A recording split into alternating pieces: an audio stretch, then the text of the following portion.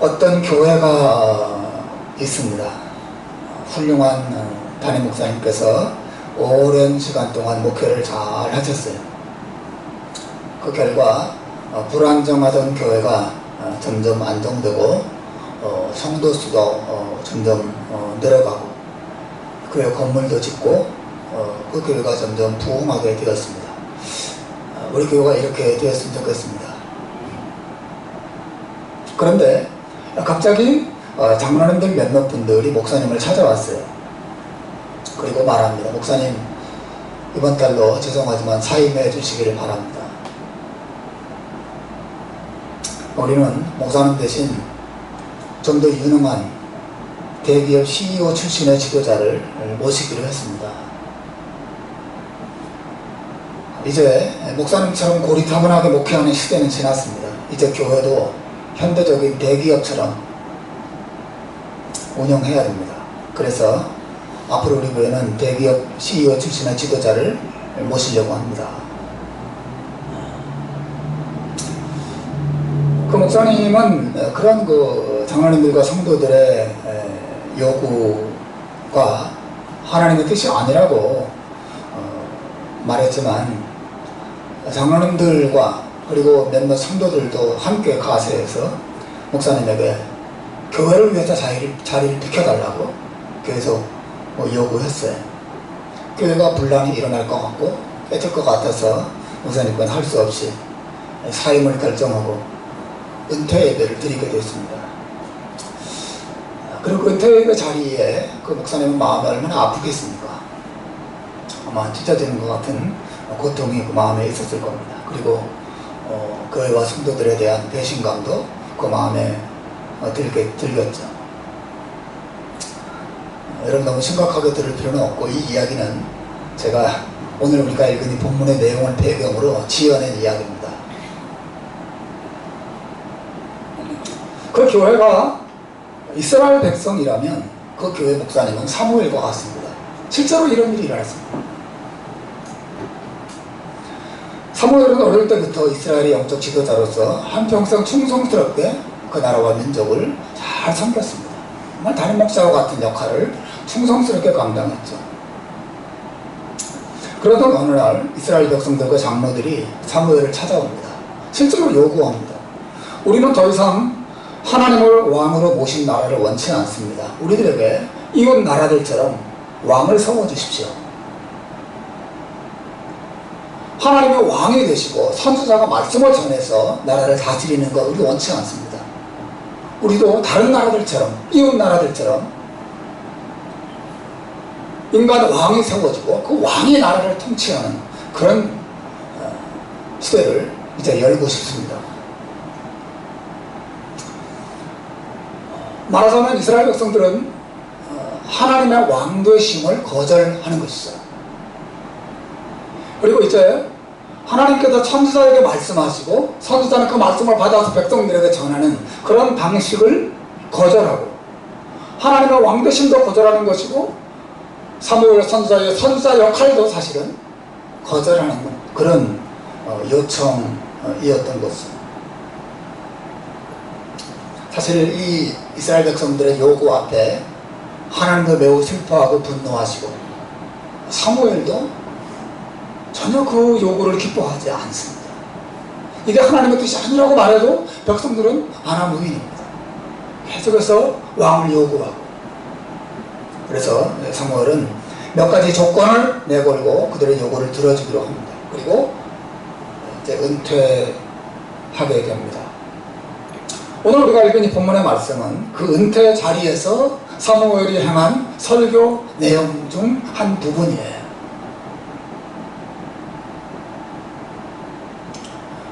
여러분, 그 은퇴의 자리가 사무엘에게서 얼마나 슬픈 자리겠습니까? 마음이 찢어지게 아플 겁니다.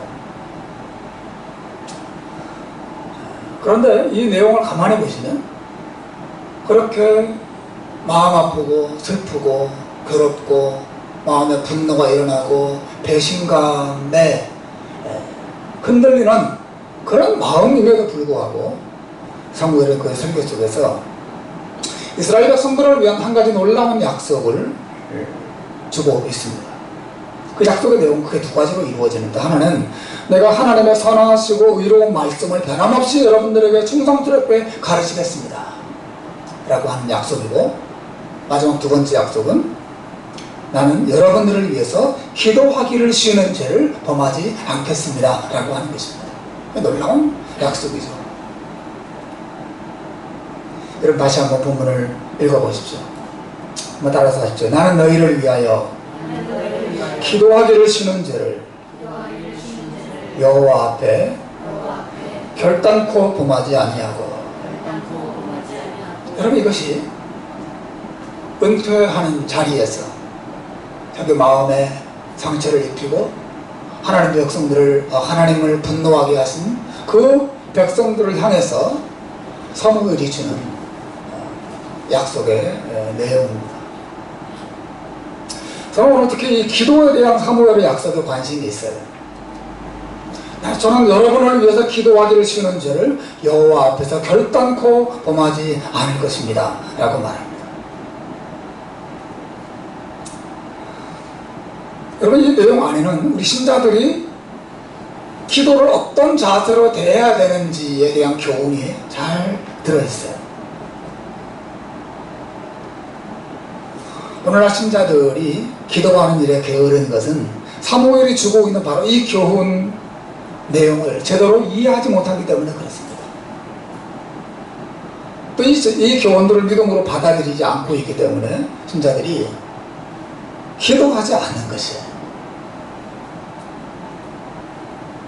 만일 우리가 이 본문의 교훈을 제대로 깨닫는다면 우리 가정과 교회 안에 정말 기도의 불길이 뜨겁게 일어날 줄로 믿습니다. 여러분, 이 본문이 말하는 기도에 대한 사무엘의 교훈을 요약하면 무엇입니까? 기도하기를 쉬는 것은 죄라고 하는 것입니다. 이 교훈의 핵심이죠. 한 번 더 따라서 합시다. 기도하기를 쉬는 것은 뭐예요? 네, 죄입니다. 왜 동의가 되십니까? 기도하기를 쉬는 것은 죄입니다. 저는 여러분을 위해서 기도하기를 쉬는 죄를 여호와 앞에서 결단코 범하지 않을 것입니다 라고 사무엘이 말합니다. 여러분, 사무엘만 이 말을 하고 있는 게 아니에요. 성경 곳곳에서 하나님의 백성들이 쉬지 않고 기도를 중단하지 않고 꾸준히 기도 생활을 성실하게 감당해야 된다고 명령하는 내용이 얼마나 많이 있는지 모릅니다. 로마서 12장 12절 말씀 보십시오. 소망 중에 즐거워하며 혼란 중에 참으며 기도에 어떻게 하라고요? 기도에 항상 기도에 힘쓰며 정도가 아니라 기도에 항상 기도하려고 몸부림치며 살아야 된다고 성경은 교훈하고 있습니다. 에베소 6장 18절을 보십시오. 이 구절 한번 읽을까요? 자, 깨서 절지 말고 읽읍시다. 시작. 모든 기도와 간구로 하되 무시로 성령 안에서 기도하고 이를 위하여 깨어 구하기를 항상 힘쓰며 여러 성도를 위하여 구하고, 이렇게 말합니다. 바울이 에베소 교회 성도들에게 모든 기도와 간구를 하나님께 올려드리되 무시로, 시간을 정해놓는 정도가 아니라 언제 어디에서든 무시로 성령 안에서 깨어 기도하라 말합니다. 기도를 쉬지 말고 하라는 것이죠. 우리 길을 위하여 깨어 구하기를 항상 힘쓰라고 말하고, 여러분, 사무엘만 이 말을 하고 있는 게 아니에요. 골로새 4장 2절에 같은 말을 합니다. 기도를 항상 힘쓰고 기도에 감사함으로 깨어있으라. 그리고 너무 전설 같은 너무 유명한 말씀, 데살로니가서 5장 17절 말씀, 큰 소리로 한번 읽어봅시다. 시작. 쉬지 말고 기도하라. 너무 유명한 말씀이에요. 쉬지 말고 기도하라 하는 것입니다. 기도에 항상 깨어있으라. 쉬지 말고 기도하라. 무시로 성령 안에서 하나님 앞에 기도하기를 힘쓰라. 여러분, 이것이 성경 전체가 우리에게 주고 있는 귀한 교훈이에요. 기도에 힘쓰라는 것입니다. 기도하려고 애쓰라는 것입니다. 몸부림치라는 것입니다. 여러분, 졸음이 쏟아질 때 어떻게 합니까? 그냥 자면 그만이지만 자서는 안 되는 상황이 있잖아요. 여러분, 운전하고 갈 때 막 졸음이 쏟아져요. 어떻게 합니까? 그냥 잡니까? 안 그렇죠. 졸음을 이기려고 얼마나 몸부림칩니까? 그요? 그와 똑같은 것입니다. 기도에 항상 힘쓰고 깨어있으라는 말은 바로 그와 같다는 것입니다. 기도하기 싫어요. 아이 몰라. 자, 이건 기도하기 위해 힘쓰는 게 아니에요. 항상 힘쓰고 애쓰고 몸부림치라고 하는 교훈이 성경이 말하고 있는 것이죠. 그런데 여러분, 이 모든 가르침들 가운데 오늘 본문, 우리가 읽은 이 본문의 사무엘의 가르침이 제일 센 가르침이에요. 쉬지 말고 기도하라 정도가 아니라 뭐라고 말합니까?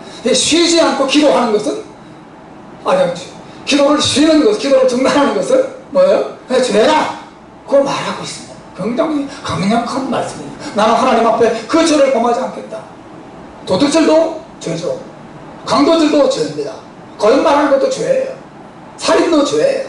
그런데 기도하기를 쉬는 것도 죄라고 하는 것이 사도 이 사무엘의 교훈이에요.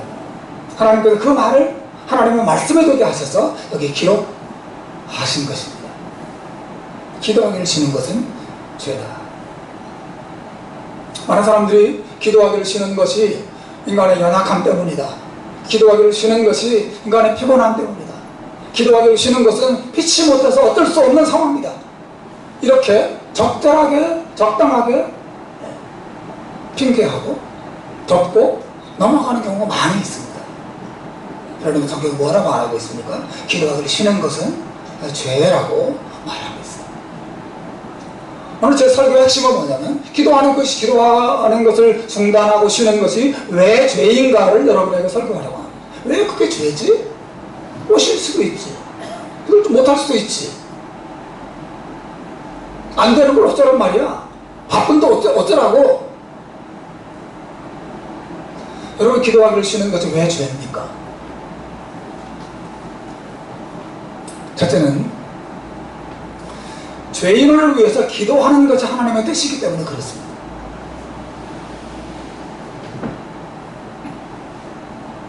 만일 죄인을 위하여 기도하는 것이 하나님의 뜻이 아니라면 기도하지 않는 것도 죄가 될 수 없죠. 그러면 나는 하나님 앞에 기도하기를 쉬는 죄를 범하지 않겠다라고 말은 뭐예요? 다른 사람을 위해서, 이스라엘 백성들을 위해서, 다른 죄인들을 위하여 기도하는 것이 하나님의 뜻이라는 것을 전제로 깔고 있는 말이에요. 여러분, 다니엘이 이스라엘 백성들을 사랑하기 때문에 기도하기를 쉬지 않겠다고 말하는 게 아닙니다. 다시, 다니엘이란다. 자꾸 다니엘이. 사무엘이, 죄송합니다. L자들이 많아가지고. 사무엘이 이스라엘 백성들을 사랑하기 때문에 기도하기를 쉬지 않겠다고 말하는 게 아니고, 하나님께서 이스라엘 백성들을 사랑하시기 때문에 기도하기를 쉬지 않겠다고 말하는 거예요. 그들을 위해서 그들을 품고 기도하는 것이 하나님의 뜻이기 때문에, 하나님께서 기뻐하시기 때문에 그 기도를 중단하지 않겠다고 사무엘이 이야기하는 거예요. 여러분, 이스라엘 백성들은 하나님께서 왕 되심을 거절하고 자기들의 왕을 따로 세워달라고 하는 죄를 범한 상태예요. 말씀드린 것처럼 이스라엘 백성들은 하나님 마음을 슬프시게 했고 하나님을 분노하게 한 상태입니다. 그런데 사무엘이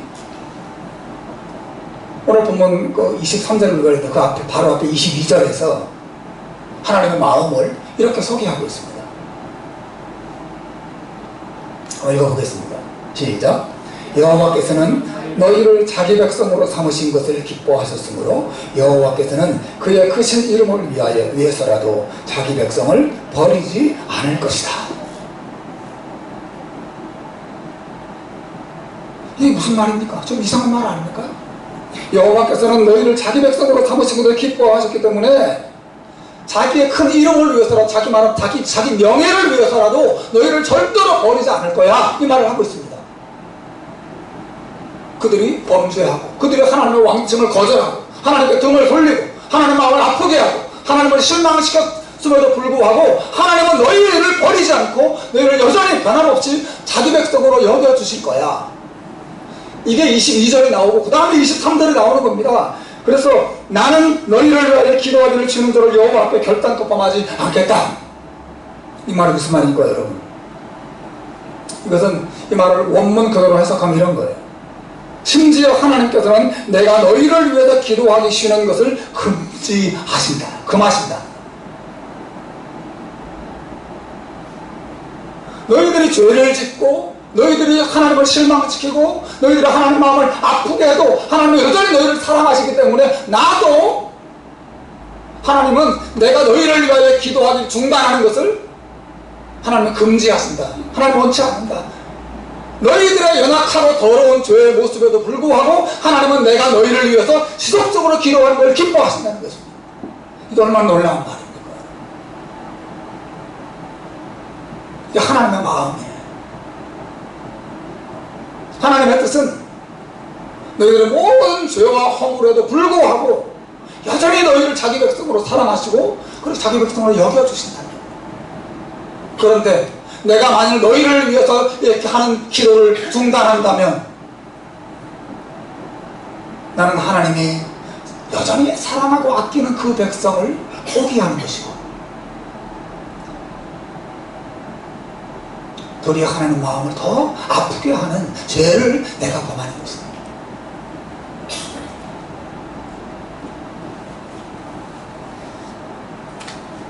그러므로 여러분을 위해서 기도를 중단하는 죄를 저는 절대로 범하지 않을 것입니다. 누구 때문에? 하나님 때문에. 하나님이 너희를 사랑하시기 때문에.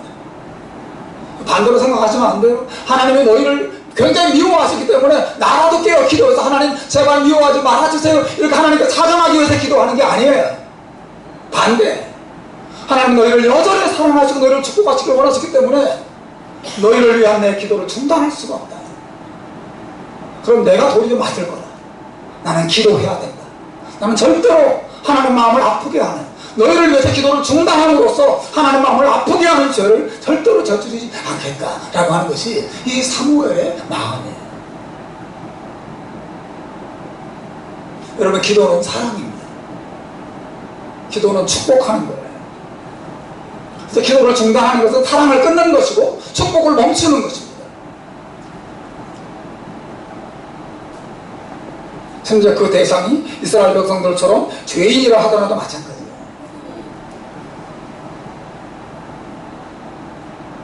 여러분, 우리 주변에 기도가 안 나오는 사람들이 있잖아요. 눈 감으면 기도해주기 싫은 사람들이 있어요. 그죠? A 집사, B 집사는 눈 감으면 기도가 줄줄줄 나오는데 C 집사는 생각만 하면 귀찮아, 피곤해. 그런 사람들이 있을 수 있잖아요.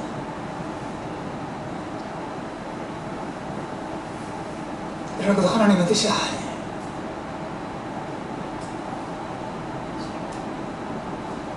예수님께서 이렇게 말씀하셨습니다. 마태복음 5장 44절 말씀. 나는 너희에게 이르노니 너희 원수를 사랑하며 너희를 핍박하는 자를 위하여 뭐라고 말합니까? 기도하라. 원수라도 마음에 품고 그들을 위해서 기도하는 것이 하나님의 뜻이라고 말하고 있습니다. 바울도 디모데전서에서 이렇게 말합니다. 우리 같이 읽어보겠습니다. 큰 소리로 읽읍시다. 시작. 그러므로 내가 첫째로 권하노니 모든 사람을 위하여 간구와 기도와 도구와 감사를 하라.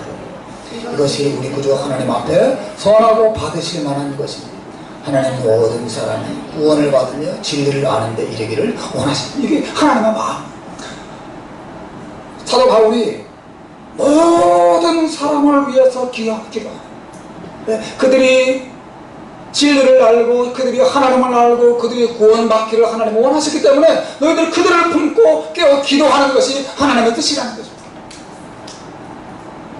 원수라 하더라도, 불신자라 하더라도,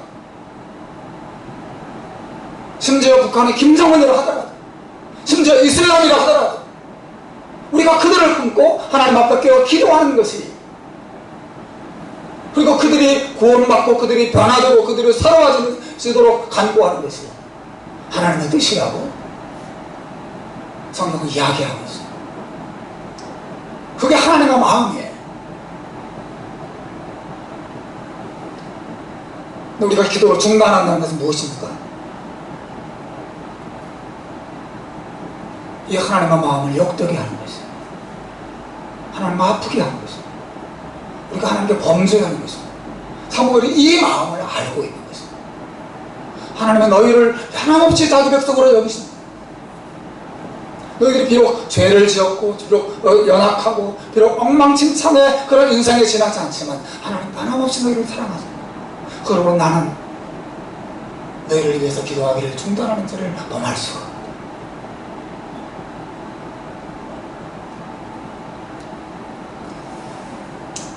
여러분, 우리가 기도를 중단하는 것은 죄예요. 기도해요. 누구든지 누구를 품고든지 그 사람 품고 기도하죠. 두 번째, 기도하기를 중단하는 것이 왜 죄입니까? 그것은 기도가 하나님의 축복을 임하게 하는 도구이고 통로이기 때문에 기도를 중단하는 것은 죄예요.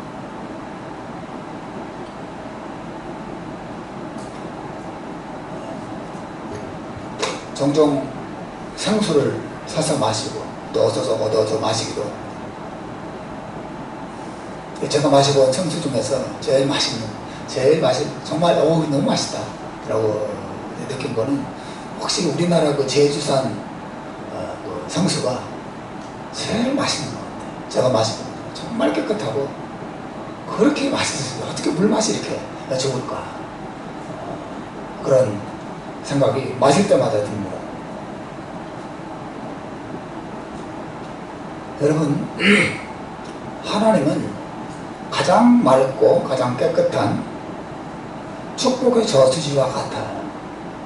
그 하나님으로부터 맑고 깨끗하고 정말 생명이 되는 그런 물이 우리 하나님 백성들에게로 또 하는 죄인들에게로 흘러나옵니다. 기도는 뭐냐면 이 하나님의 축복의 상수가 우리에게 흘러 들어오도록 하는 수도 파이프와 같은 역할을 합니다. 기도를 중단한다고 하는 것은 이 파이프를 차단시키는 거예요.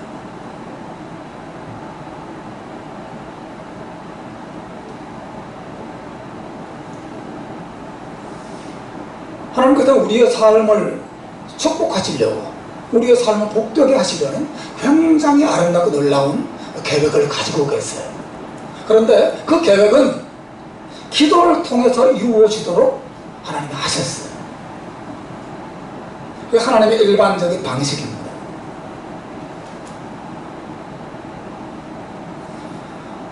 이스라엘 백성들이 범죄하고 하나님은 그 죄를 심판하시면서 그 땅에 3년 6개월 동안 비가 오지 않게 하셨습니다. 그리고 3년 6개월이 지난 후에 하나님께서 엘리야를 통해서, 엘자 돌리면 또 한 사람이 나옵니다. 이 엘리야를 통해서 그 땅에 비를 내려주겠다고 약속하셨어요. 어떻게 비가 내렸습니까? 하나님이 약속하셨으니까 알아서 비 주시겠지 뭐. 그리고 이제 엘리야는 산에 올라가서 그 집에 들어가서 상다리가 휘어지도록 펼쳐놓고 마음껏 먹고 마시고 즐기고 비가 올 때까지 이렇게 창문을 내다보고 이렇게 기다렸습니까? 아닙니다. 하나님 비를 주겠다고 약속하셨지만 엘리야가 갈멜산 꼭대기에 올라가서 하나님께 기도합니다. 열왕기상 18장 40절 말씀입니다. 읽어보겠습니다. 시작. 엘리야가 갈멜산 꼭대기로 올라가서 땅에 꿇어엎드려 그 얼굴을 무릎 사이에 넣고 하나님 앞에 간절히 비가 오기를 3번씩이나 기도하고 있습니다. 하나님의 축복의 약속이 있어요. 하나님의 가뭄을 끝내려고 하십니다. 그 땅에 생명을 주고자 하시는 하나님의 계획이 있어요. 그 계획이 어떻게 이 땅에 임합니까? 하나님 여러분의 가정을 살리고자 하는 하나님의 놀라운 계획이 있어요. 여러분의 자녀들을 새롭게 하고자 하는 하나님의 계획이 있습니다. 그 축복이 어떻게 여러분의 것이 됩니까? 기도를 통해서 이루어집니다. 이게 성경의 방식이에요. 이스라엘 백성들이 그들의 죄 때문에 똑같이 바벨론 포로로 끌려가요. 근데 바벨론 포로로 끌려가서 70년 후에 해방되어서 자기 나라로 돌아오게 되거든요. 하나님이 예레미야 선지자를 통해서 그렇게 하겠다고 약속하셨습니다. 그런데 에스겔 선지자를 통해서 뭐라고 말씀하시지 않습니까? 에스겔서 36장 37절입니다. 한번 읽어보십시오. 시작. 나 주 여호와가 말하노라. 그래도 이스라엘 족속이 이와 같이 자기들에게 이루어지기를 내게 구하여야 할지라. 하나님은 놀라운 해방과 자유와 축복과 삶의 변화와 모든 놀라운 축복의 계획을 가지고 있는데 그것이 어떻게 이루어집니까? 그래도 그 백성들이 하나님 앞에 하나님 이렇게 이루어 달라고 기도해야 이루어질 것이라고 말하고 있어요. 여러분 이거 우리의 머리로 잘 이해가 안 됩니다. 하나님의 계획이 있고 하나님이 그 계획을 이루시는 분인데 뭐 기도가 없더라도 할 수 있잖아요. 당연히 할 수 있죠. 그런데 하나님 그렇게 하기를 기뻐하지 않으십니다. 하나님 기도를 통해서 기도하는 사람을 세우셨어. 축복하고자 하시는 것이죠. 여러분 기도가 얼마나 중요한 일입니까? 많은 사람들이 하나님의 축복을 기대하지만 기도하지 않습니다. 자녀들을 위해서 기도하지 않고 자기의 몸을 위해서 자기의 건강과 자기 영혼을 위해서 기도하지 않습니다. 하나님의 교회를 위해서 기도하지 않습니다. 다른 이웃들을 위해 친구들을 위해서 고통당하는 사람들을 위해서 기도하지 않습니다. 왜 그렇습니까? 성경의 이 약속과 이 말씀들을 믿음으로 받지 않기 때문에 그렇습니다. 여러분 기도하기를 중단하는 것이 왜 중요합니까?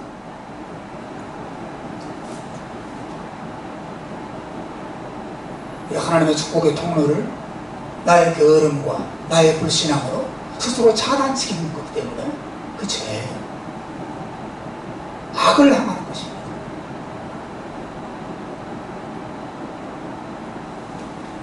하나님께서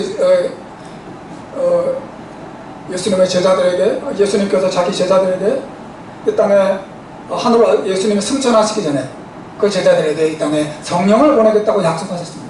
너희가 몇 날이 못 되어서 하나님의 성령의 충만함을 경험하게 될 것이다. 예수님이 약속하셨습니다. 예루살렘을 떠나지 말고 하나님이 약속하신 그 성령을 기다리라고 말씀하셨습니다. 이스라엘 백성들 그 예수님 제자들 어떻게 기다렸습니까? 놀고 먹자 하면서 성령이 오시겠지 그렇게 놀고 먹으면서 기다렸습니까? 아닙니다. 기도했습니다. 그들이 모여서 마음을 같이 해서 같이 하나님을 바라보면서 하나님 우리에게 성령을 부어주옵소서, 우리를 축복해 주옵소서, 그렇게 기도를 했습니다. 여러분 하나님의 놀라운 축복의 약속들은 항상 기도를 통해서 이루어집니다. 하나님의 축복의 약속과 인간의 기도의 노력은 기도의 수고는 항상 같이 동전에 앞된 면처럼 항상 같이 갑니다. 저는 이 사실을 믿습니다. 예수님은 그 사실을 얼마나 자주 말씀하셨습니까? 기도가 축복의 통로라고 하는 것이죠. 마태복음 7장 7절에 잘하는 말씀이죠. 구하라 그리하면 너희에게 주실 것이요, 찾으라 그러면 찾을 것이요, 문을 두드리라 그러면 너희들에게 열릴 것이다. 이거 뭘 말하고 있습니까? 축복은 하나님이 알아서 주시는 거니까 우리는 놀고 가만히 있어도 괜찮다 이렇게 말하고 있습니까? 물론 하나님께 주권이 있습니다. 하나님은 당 스스로 계획을 세우고 계획을 스스로 이루시는 분이시죠. 그러나 기도를 통해서 하십니다. 구하라 주실 것이다. 찾으라 그러면 찾을 것이다. 문을 두드리라 하나님 열어주십시오. 하나님 내 자식을 변화시켜 주십시오. 하나님 내 가정을 우리 교회를 축복해 주십시오. 이 축복의 문을 열어달라고 두드리라고 그랬어요.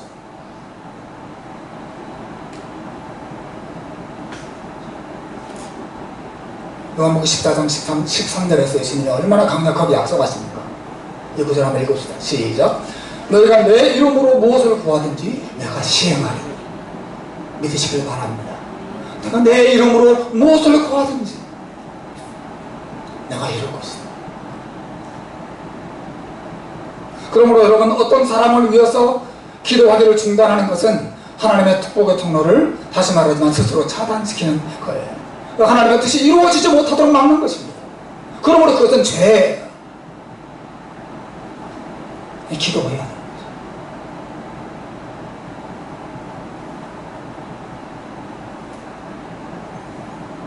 기도 없이 축복을 기대하는 것은 수고는 하나도 하지 않고 풍년을 기대하는 어리석은 농부와 같은 것입니다.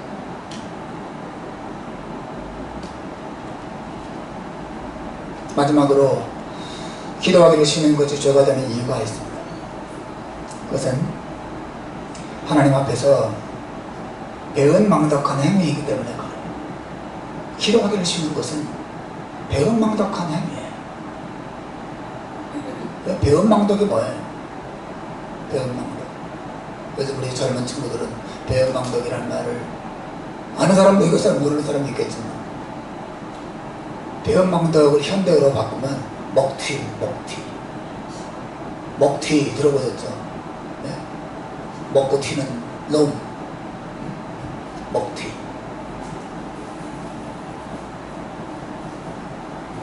여러 해 전에 우리가 나오던 그 청년 형제 하나가 그런 알바하던 자리에서 그런 경험을 저희가 알려줬습니다. 목사님 저랑 같이 알바하던 친구가 그 가게 돈을 몽땅 챙겨가지고 튀었습니다.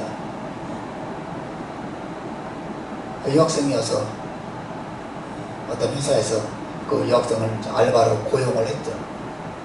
가게를 다 맡겼습니다. 처음에는 성실하게 일하는 것처럼 점수를 많이 땄어요. 그래서 점점 신뢰를 얻고 나중에는 금고 열쇠와 은행에 돈을 다 이렇게 입금하는 그런 일까지 다 맡겼습니다. 근데 돈 다 챙겨가지고 튀었어요. 여러분, 이런 사람 우리 먹튀라고 하지 않습니까? 축구나 야구 선수들 가운데 정말 어느 한 팀에서 많은 돈을 내서 그 어떤 선수를 스카우트 해옵니다. 근데 그 선수가 많은 돈을 받고 그 팀에 들어갔음에도 불구하고 그 팀에 아무런 보탬이 되지 않고 성적도 형편없이 나오고 돈은 돈대로 갚아먹고, 그리고 우리는 그런 사람을 가리켜서, 그런 선수를 가리켜서 먹튀라고 부릅니다.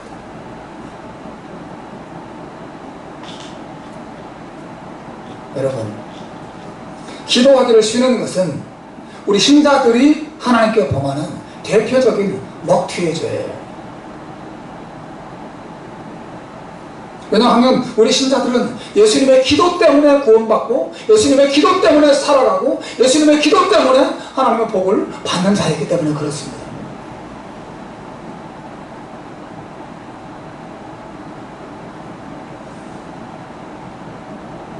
여러분, 예수님은 살아계신 동안에도 우리를 위해서 기도하셨고 십자가 위에서도 기도하셨고 그리고 하늘에 올라가서 지금도 우리를 위해서 기도하고 계신다고 성경은 말하고 있습니다.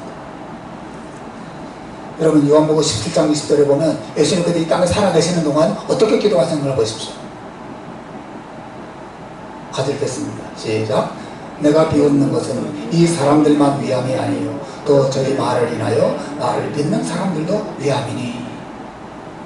예수님 여기서 말씀하시는 내가 비웃는 것은 이 사람들만 위함이 아니라고 할 때 이 사람들은 예수님의 직접적인 제자들을 말하죠.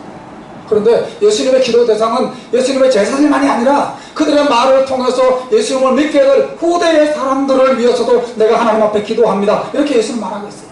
저는 이 말씀 얼마나 위로가 되는지 몰라요. 제 이름이 예수님 마음속에 살아있었습니다. 예수님 저를 아셨습니다. 예수님은 저를 품고 기도하셨다고 믿습니다. 살아계시는 동안 예수님이 이렇게 기도하셨고 누가복음 23장 34절 말씀에 예수님은 십자가 위에서 뭐라고 기도하셨습니까? 아버지 저들을 사하여 주옵소서 자기들이 하는 것을 알지 못합니다. 이 죄인들이 예수님을 욕하고 예수님을 벌거벗기고 예수님께 못질을 하고 예수님을 죽이는 그 순간이다. 그 끔찍한 고통 속에서도 예수님 그 죄인들을 위하여 기도하셨습니다. 그들의 죄 용서를 위하여 기도하셨어요. 사실 우리를 위하여 기도한 것입니다. 우리의 죄가 예수님을 죽게 한 것입니다. 예수님 우리를 위하여 기도하신 것입니다. 마지막으로 예수님이 하늘에 올라가셔서 기도하고 계시다고 히브리서 7장 25절 말씀 한번 읽어보겠습니다. 시작. 그러므로 자기를 힘입어 하나님께 나아가는 자들을 온전히 구원하실 수 있으니 이는 그가 항상 살아서 그들을 위하여 간구하십니다. 그분이 항상 하나님 앞에 살아계셔서 우리를 품고 하나님 앞에 우리의 은혜와 우리의 사랑과 우리의 구원과 우리의 축복과 우리의 보호를 위해서 우리 주님께서 기도하고 계시다. 예수님의 삶과 죽으심과 예수님의 부활 이후에 모든 것들이 우리를 위한 기도로 이루어져 있고 우리는 그 기도의 도움을 받으면서 기도의 자비와 긍휼을 입어서 구원받고 하루하루 이 수많은 죄와 허물에도 불구하고 이 수많은 세상의 위험에도 불구하고 우리가 믿음을 유지하고 살아가고 있는 거예요. 예수님의 은혜, 이 기도의 은혜, 그것이 사실은 우리를 붙잡고 있는 거예요. 우리의 잘남 때문에 살아가는 게 아닙니다. 우리 주님의 자비와 긍휼과 이 도우시는 은혜가 없이는 우리의 믿음은 순식간에 사라질 거예요. 우리는 죄 가운데 그냥 망하고 말 것입니다. 이 예수님의 사랑과 자비 때문에 우리가 하루하루 살아가는 거예요.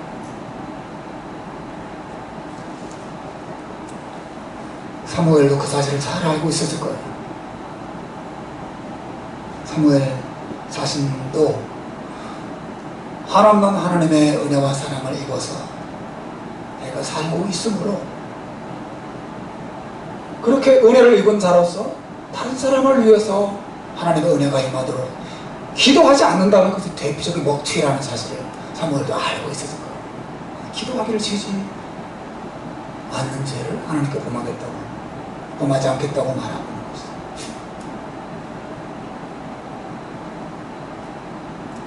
여러분, 그래도 기도하기를 지는 것은 죄예요. 우리가 기억하는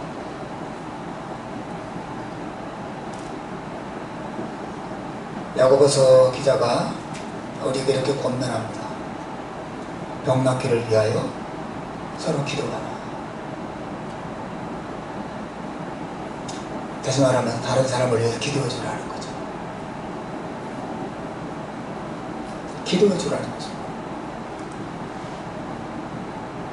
자기 문제를 가지고 자기 병을 가지고 자기 아픔을 가지고 자기 기도 제목을 가지고 하나님 앞에 개인적으로 열심히 기도하는 것 좋습니다. 그런데 여러분, 그보다 더 강력한 기도는 뭐냐면 다른 사람을 위해서 사랑을 해가지고 기도해 주는 거예요. 다른 사람을 위한 기도를 중단하지 않는 거죠. 믿음의 기도만큼이나 사랑의 기도보다 중요한 거죠. 사랑을 품고 기도해 주는 교인들이 자기 아픔과 문제와 기도 제목을 내놓고 서로서로 그거를 귀에 기울여주고 함께 품고 서로를 위해 기도해 주는 거예요. 이게 교회의 아름다운 모습이고 하나님 매우 기뻐하시는 거예요. 기도. 그 기도를 하나님이 축복하십니다.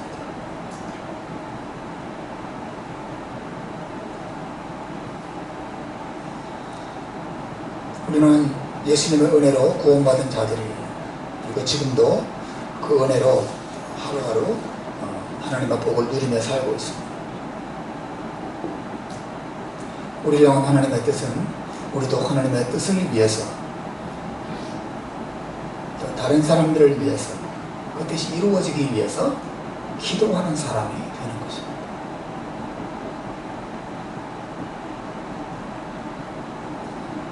우리가 잘 아는 대로 기도는 영혼의 호흡과 같고 또 기도는 세상 모든 사람들에게 축복이 임하게 하는 하나님이 정해놓으신 통로예요. 우리가 다른 사람을 위해서 베풀어줄 수 있는 최고의 사랑은 그를 위해서 기도해 주는 것입니다. 사무엘이 그 말을 하는 것입니다. 내가 너희를 위하여 기도하기를 쉬는 죄를 여호와 앞에 결단코 범치 않고 내가 은혜를 받은 것처럼 나도 너희들에게 하나님의 은혜가 임하기를 위해서 항상 깨어서 기도하겠다고 약속하고 있습니다. 우리는 전기도 아껴야 됩니다. 물도 아껴야 됩니다. 여러분 자동차 기름도 아껴야죠. 요 앞에 교회 앞에 있는 주유소는 항상 싸요. 가보셨어요? 요 앞에 있는 주유소 항상 싸서 그 주유소에는 항상 차들이 막 쫙 서 있습니다. 근데 그래봤자 그거 좀 더 비싼 주유소 가서 기름 넣어도 그래봤자 2불 3불 차이 나거든요. 물론 그것도 뭐 큰 돈이긴 하지만 그거 아끼려고 막 줄 쫙 서서 그 몇 산트라도 더 싼 거기 앞에 쫙 서서 사람들이 그 돈을 아끼는 거죠. 그래 좋습니다. 돈을 아껴야죠. 물도 아끼고 기름도 아끼고 전기도 다 아껴야 됩니다. 그러나 여러분 기도를 아끼시면 안 됩니다. 물과 전기와 돈은 쓰면 쓸수록 손해가 될지 모르지만 기도는 쓰면 쓸수록 다른 사람에게도 복이 되고 나에게도 복이 되고 하나님의 영광이 나타나게 될 것입니다. 사랑하는 여러분, 제가 여러분과 목회하면 몇 년이나 더 하겠습니까? 제가 은퇴할까지 갈 때까지 한달 앞으로 길게 잡아도 15년이죠. 지겨워라. 많이 남았네. 그죠?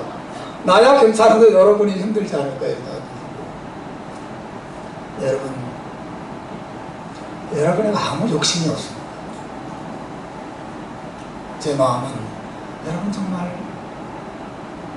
믿음의 사람이 되고 기도의 사람이 되고 하나님 말씀의 사람이 되고 하나님의 은혜 안에서 잘 살아가고 그렇게 되면 정말 소원이 없겠어요.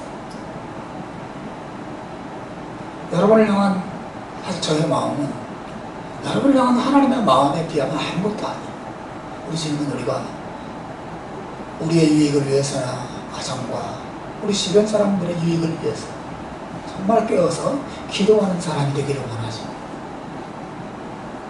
모바일을 보는데 하루에 몇 시간씩 쓰고 유튜브를 보는데 몇 시간씩 쓰면서 하루에 단 5분이라도 하나님께 깨어 기도하는 일에는 전혀 시간을 쓰지 않는 것은 부끄러운 것입니다. 사랑하는 여러분, 2020년이 시작되었고 1월달 우리가 기도의 달로 지키려고 애쓰고 있습니다. 이번 주에 숙제를 얼마나 하셨는지 모르겠어요. 저도 몇 번 시도하다가 성공할 때도 있었고 실패할 때도 있었어요. 또 하려고요.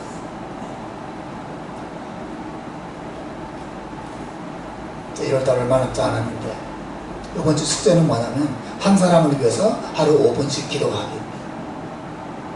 하루 5분씩 그러니까 일주일에 35분이죠.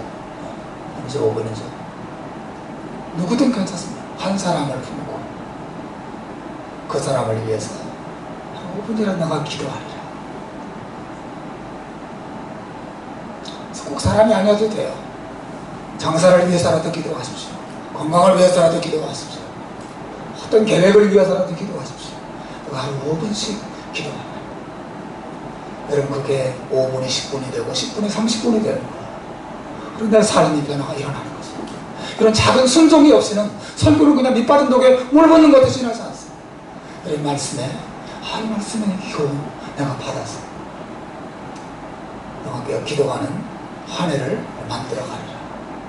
새롭게 결심하고 여러분의 삶에 이 기도로 인한 하나님의 축복의 열매가 많이 맺히는 복된 한 해가 되시기를 주님의 이름으로 축원합니다. 기도하겠습니다.